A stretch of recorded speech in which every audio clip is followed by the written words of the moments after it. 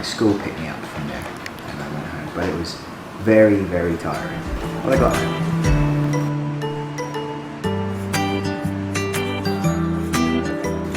It's been very effective.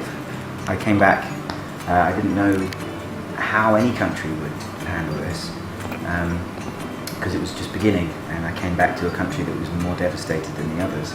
But as soon as I arrived at the airport, there were extra measures in place at the airport for everybody who was arriving to check temperatures.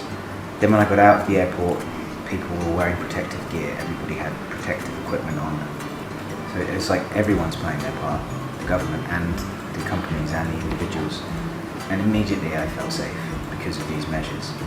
Anybody with the virus would be picked up and isolated to stop it from spreading. So I thought, well, this will be effective in dealing with this. And it was effective in dealing with it.